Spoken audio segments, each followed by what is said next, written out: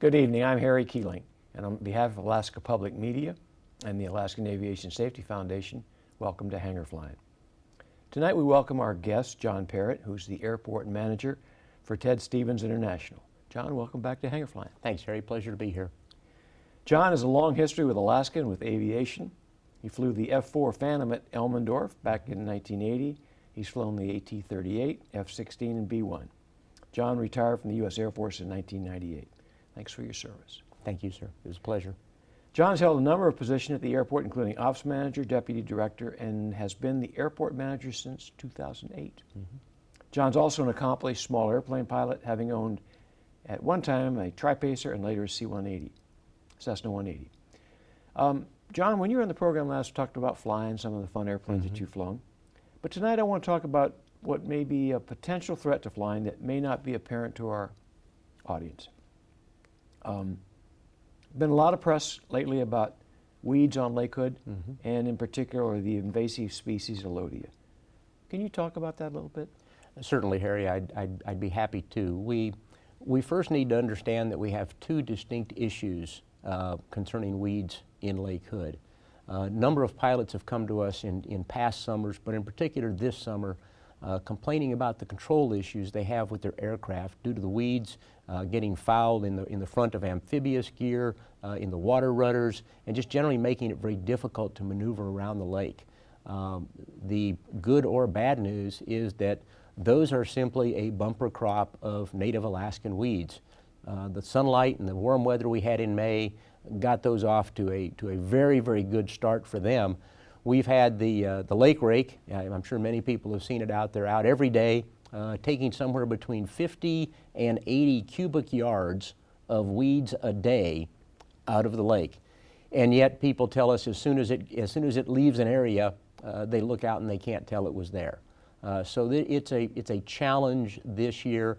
In part, that shows that the lake is healthier and healthier and has good oxygen in it and supports life, but it makes it very difficult to operate aircraft. Now, a couple weeks ago, the news that we were given was additional news, but different news, and that is that the invasive species Alodia had been discovered in Lake Hood. This was disappointing, but not really a surprise. We knew that Alodia had been in the Kenai area for years, in the Fairbanks area for a number of years, and had been in the Anchorage area since at least 2011. Little Campbell Lake, DeLong Lake, and Sand Lake have all been documented as having Alodia. And in fact, there was a program planned to be implemented this summer to try to eradicate the Alodia in those lakes. Once we were notified that we had Alodia in Lake Hood, we contacted the agency that's responsible for invasive species, which is the Department of Natural Resources. They came out last week, the week after we were notified, and did a survey of the lake. And they found that unfortunately it wasn't just an isolated spot, one or two places. It was concentrated in a couple areas, but it was throughout enough of the lake that their recommendation is that we do a lake-wide treatment, much like will be done to those other three lakes, and both DNR and the airport through DOT are now looking to try to get the permits to add Lakes Hood and Spenard to that existing program that had already been through the environmental process. Oh, John, that's a great description. So if I can summarize what I think you said, the problem in Lake Hood right now for people taxiing around is the native species. That's correct. Because it has flourished with the weather we've had. Yep. And I think what the concern with Alodia is that it survives under a lot of different conditions, including under the ice. Lives under the ice in Fairbanks. And they don't want it to spread around the state. Nope. So real quickly, we've got about a minute and a half, a little bit more than that. Talk about what pilots can do, and also I think you have a website where they can go to get some hints on how to deal with this. We do. If you go to the airport website, the International Airport website, anchorageairport.com, you can click through to the Lake Hood General Aviation section, and that has a number of links to best practices. As the airport operator, we're not really the experts, but folks such as U.S. Fish and Wildlife, the Seaplane Pilots Association, and other people that have dealt with various kinds of invasive species all over the country have got a number of helpful tips out there on how to prevent and minimize the spread of these things. Aircraft obviously have access to a number of areas in Alaska that other vehicles don't.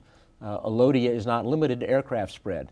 Some of those other lakes it's in don't have aircraft operations. It can be transported by trailer tires, boats, car tires, hip waders, float tubes, any number of ways to get from one body of water to another. But for us, making sure that the seaplane operators, the float plane operators, attempt to minimize the spread of any invasive species. Currently, Alodia is the hot topic, is important. Okay, John, I would like to get you on another time, next time, and we'll talk about some of the things that are going on at the airport. Sounds good, Harry. Thanks for being on the program tonight.